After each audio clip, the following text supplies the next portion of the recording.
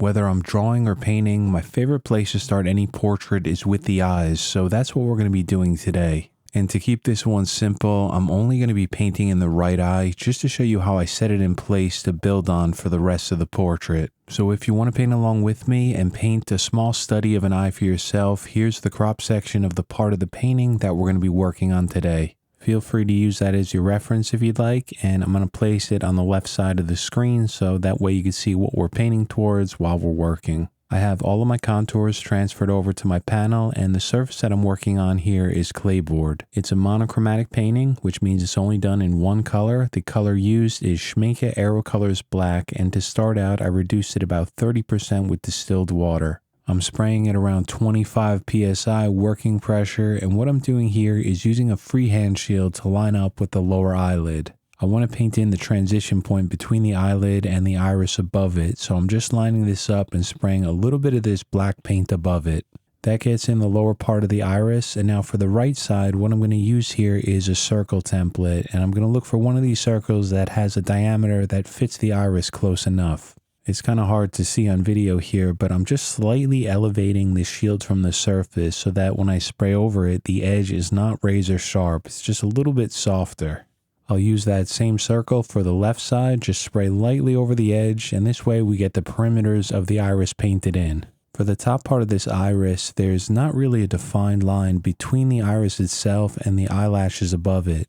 There's those specular highlights on the left side, which kind of break everything up, and then the right side is kind of a softer transition, so I'm going to start by painting this in freehand.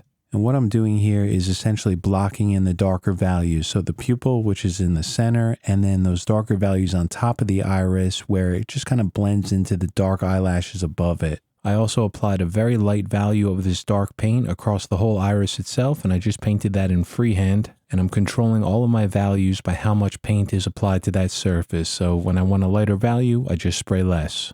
I'll continue extending the lower part of the upper eyelashes along the right side. This way I just get a sense of where they're going. And then from here, I'm going to switch over to an eraser and start mapping in the placement of the specular highlight along the left side of the iris. This is a pretty aggressive eraser, so I'm just using a light amount of pressure on it, and I'm starting with that highlight just above the pupil. And I'll just continue along the left side here, drawing in the shapes that I'm seeing with this aggressive eraser. Most of this is going to get covered up with layers of paint anyway, so the goal now is just blocking in the placement, just so I understand where they're going to be. It's a light amount of paint on the surface right now, so as I erase, I'm removing all of the paint in those highlights. Once that's done and I'm happy with the placement of them, it's time to start darkening up the values, so I'm using that circle template and spraying some paint in along the right side. I want the values in here to be much darker than they were before, so I'm just spraying more paint. The way that I'm doing this is just by pulling back on the trigger just a little bit more than I was before and concentrating that spray pattern in the area that I want to be darker.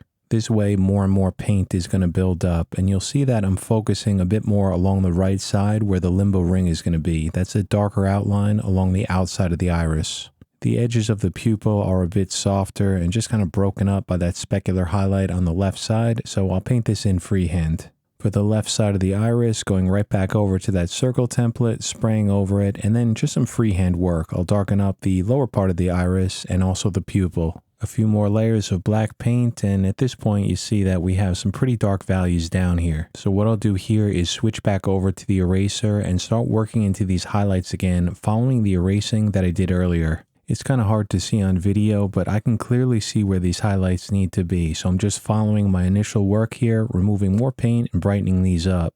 And you might notice at this point that these highlights now look a lot brighter than they did earlier, even though they're the exact same value of that clayboard underneath. The reason that they look a lot brighter now is just because we have a much darker value surrounding them. And that's just one of the many illusions in painting or drawing, that surrounding values are always going to influence the way that you see specific parts of a painting. In this case, we wanted the specular highlights to look bright and shiny, so those dark values painted in the iris and pupil just help pull off that effect. For some of the textures and highlights within the iris, I'm going to switch over to a soft eraser, and I'm going to use a very light amount of pressure on it. As I draw these in with the eraser, I don't want random angles here. I want them starting from the outside of the iris, working right in toward the center of the pupil, and I stop right before I get into the pupil itself.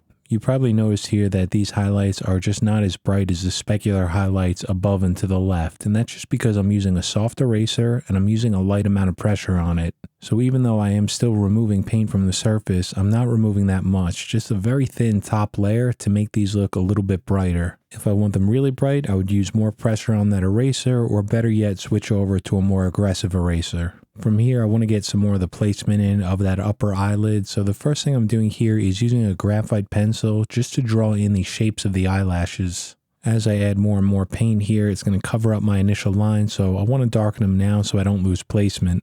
To get some separation here between the eye and that upper eyelid, I'm going to use a freehand shield that fits my drawing. I line it up with the lower part of that eyelid, and then I just spray on the lightest amount of paint up and above it. Once that's painted in, that's just a reference point for me, so what I'll do is move along to the right side of the eye and do the same thing. I just use a shield, line it up, spray some paint up. And the nice thing about a freehand shield is it just helps give me that sharp edge that I'm looking for, especially on some of these transition points. So now I have the placement of the upper eyelid in, so I can start adding some more paint into this iris, and you'll see this trend of slowly going darker and darker. I always want to make sure that the placement and the proportions are correct before I really start adding paint like I'm doing here. Because like I said earlier, if there's a very light, thin amount of paint on the surface, it's very easy to remove that with the eraser and just kind of start over. I'll use this small Tombow eraser, which is a soft one, to clean up some of the overspray on that lower eyelid. And then I'll further sharpen up that transition point by lining up a freehand shield and just spraying a bit of paint up. I'll use a graphite pencil to redraw in some of the eyelashes, and then I'm just going to switch over to a soft eraser and start adding some more texture into the eye. Again, like always, I'm building up this texture in layers, slowly erasing into the paint, glazing some on top, and then continuing it. And again, with that soft eraser, just a very light amount of pressure so that I don't lift up too much paint, just kind of scratching off the top layer here. And back to the specular highlight where I want to remove more paint, I use a more aggressive eraser and I apply more pressure. I'll pull out all of these highlights here and use some soft erasing around the side, then I'll glaze a very light amount of this black paint over the top. And once that glaze is applied, I can come back in with a soft eraser. The paint is still wet here, so it's going to lift right up, and I can just lighten up 2 or 3 of these highlights. That way the highlights in here are not all the same value. Some are a bit brighter than the others. From here, what I want to do is start getting the placement of the tear duct in correctly. So I'm just redrawing some of my lines so that I have something to line my shield up with. I line up a freehand shield with that graphite line, and then I just spray a bit of paint into this area, focusing it down below the shield. And I'm spraying directly on that transition point between the panel and the shield to get a very sharp line. I'll do the same thing for the lower part of the tear duct, find another shield that fits this close enough, line it up, and spray some paint down. And that's going to give me the boundaries of the tear duct. So I'll use an eraser just to kind of sharpen up a few of these edges, and then what I'll do is glaze a very light amount of paint over the top. This way I can start building up some of the darker values of the shadow along the outside and just get some paint in the center so that I can start pulling out the highlights. I'll use my eraser to draw in a few of the highlights where I see them in the reference photo, and then I'll use the airbrush just to spray in a very light amount of paint into the shadow areas. It's basically just around these highlights. There's a few to the left and above to the right. Then back to the eraser. I'm always switching off between the two, and I'm using this to pull out a few more of the highlights that I see in there. I'll use the airbrush freehand to very, very lightly spray in some paint into the sclera. That's the whites of the eyes along the left side. And then I'll further sharpen up that transition of the upper eyelid by lining up a freehand shield and spraying some paint up, just a very light amount. Some parts of the eyelashes are going to need to be very dark and others are going to need to be lighter, like along the left side here. Before I go any further and start painting the actual skin tones, I want to do a little bit of cleanup here. So I'm using a soft eraser to tighten up a few of these areas, and I'm also using a graphite pencil to get in this very thin shadow along that lower eyelid. I can do this with an airbrush using a shield, but it's such a thin line that a pencil or a colored pencil just makes it so much easier for me. I'll use my airbrush to paint in a few of the darker values that I missed within the tear duct here, and then I'll use my eraser to further brighten up the highlights within the iris. I'll switch over to a freehand shield to sharpen up the lower part of the iris, and then I'll glaze a very light amount of this paint along the right side of the sclera. And I could use a shield along the lower part to help me get a sharper transition there. So at this point, I would say that cleanup's done. So what I'm going to do is start adding some paint along the lower eyelid. I'll do this freehand because I want this first layer to be soft, and I'm leaving a small gap here at the top of this eyelid where some of that light is hitting it. And then I'll start sketching in the placement of these eyelashes down here. I'm using a 2H pencil with a very light amount of pressure so that these aren't too dark. There's a shadow along the lower right hand side, so I'll paint in the boundary first and then I'll fill in the area just above it with a very, very light amount of paint. This way it's going to make it look like this part of the eye is just kind of rounding away into shadow. Along the upper eyelid, I'm going to use a freehand shield and move it around to start painting in the crease just above the eye. Not only is this giving me a sharp line, but it's also filling in some paint for the skin texture on the upper eyelid. And from here, I'll use the airbrush freehand to help soften up that transition between the eyelashes and the skin texture.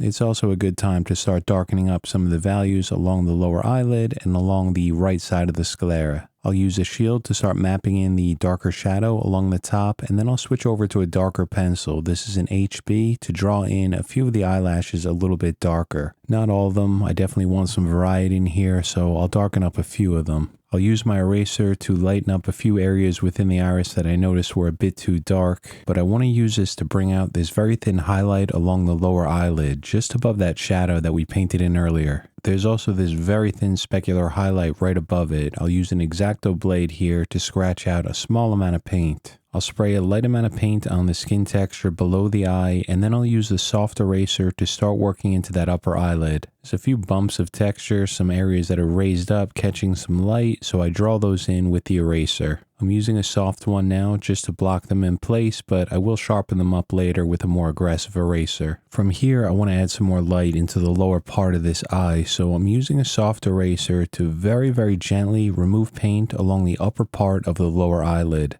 I'm starting on one spot and then working my way out. Make sure that I remove paint evenly. I don't want this to look blotchy because that's going to look like texture. And the same thing is going to go for the whites of the eye along the right side. I want to lighten these up, and I'm only using one color, so I can't use white to spray in there. I could use the eraser to very gently pull out some paint in some small circular motions, again, making sure that I don't leave texture there. I just want an even highlight. It definitely takes some patience to be able to use an eraser like this, but if you practice with it and work slowly, you could really pull out some subtle highlights and transitions just using that eraser. And so I'll continue using that technique into some of the parts of the eye that I worked on earlier, softening up a few areas and also lightening them. And I'll also use that soft eraser to start adding in the first few layers of the skin texture below the eye. At this point, I would say that's good enough for now, so I'll go back over to the airbrush and start darkening up the lower and the upper eyelid, mainly spraying that paint along the right side, and I'm trying to keep some distance from my airbrush to the surface so I get a nice soft spray pattern. For the skin texture on this upper eyelid, I'm using an aggressive eraser, and a little trick that I'm doing here is slightly dampening the end of it. In my left hand, I have a paper towel with a little bit of distilled water on it, and then I just touch the end of the eraser to that damp paper towel. Then when I try to remove some paint with the eraser, it lifts up all of it, so I get a very, very bright highlight.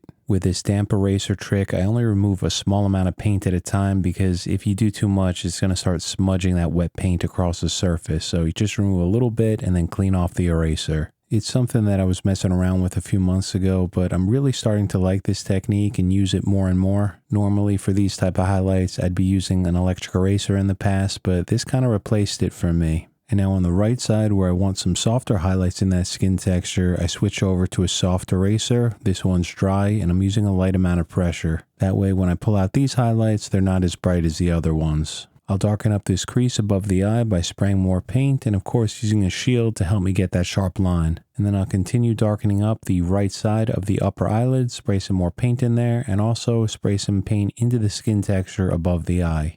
To start painting in the eyebrow, the first thing that I'm doing is using a freehand shield to line up with the lower right hand side. I'll spray a light amount of this paint up, and that's just going to give us a sharp edge along the bottom. Along the top, there is a softer transition, so what I'm doing first is painting in a few lines parallel to each other, and doing this kind of messy. I'm allowing some of them to overlap each other, and I'm being very careful with my trigger control, making sure that I don't pull too far back and that these lines are not too dark. I'll also glaze some of this paint into the center of the eyebrow and then continue the same technique moving up. I'm switching over to a soft eraser and working into that transition point, pulling out some paint in between those very soft lines that I painted in earlier. I want to make sure that those eraser marks are very soft and subdued, so I'm using a light amount of pressure, and you'll see I'm using one of those soft erasers here as well. I'll continue spraying a light amount of paint into the eyebrow, using that eraser along the top edge, and then spraying in a few of those thin parallel lines along the upper right-hand side of the eyebrow.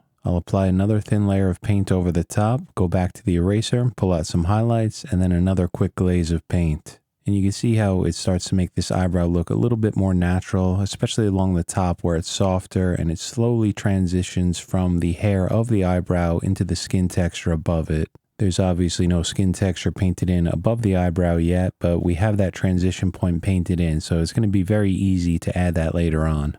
From here, I'm going to darken up the skin just below the eyebrow, spraying some paint along to the right, and I want the value in here to be very soft, so I'm making sure to keep some distance from my airbrush to the surface, about 5 inches away here. That way when I spray in this paint, I can get some very soft transitions. And also to map in the placement of where the nose is going to start, right along the nasal bone along the left side. The eyebrow needs to be a bit darker, so I'll glaze another thin layer of paint over the top of it, and then I'll continue spraying in this paint into some of the skin tones that need to be darker, help round those parts away from the light source. And at this point, that's pretty much it for getting the eye painted in. I'll definitely come back later and make a few corrections. I'll darken up some of the values that seem a bit too light, and I'll also use my eraser to just start adding in some of the skin texture before moving on to the rest of the portrait. But this is how I usually like to start all of my portraits, get an eye or two painted in and get them about 90% of what they're going to look like in the final painting. It always helps me build up a bit of confidence so that as I move forward onto the next part of the portrait, like the nose or the skin texture, I just have a decent starting point to build from. I want to thank you guys so much for watching. I hope you enjoyed this little tutorial this week, and I wish you all the best in your own paintings. I want to say thank you so much to the very generous support of the channel members scrolling up on the screen now. And thank you so much to the newest member, Daniel T, and to Calvin and Taper Game Barbershops for resubscribing. And also a thank you to Charlie C for the super thanks a few days ago. That was very nice of you and greatly appreciated. So thanks so much. Have a great week, everyone. I'll see you back here next week.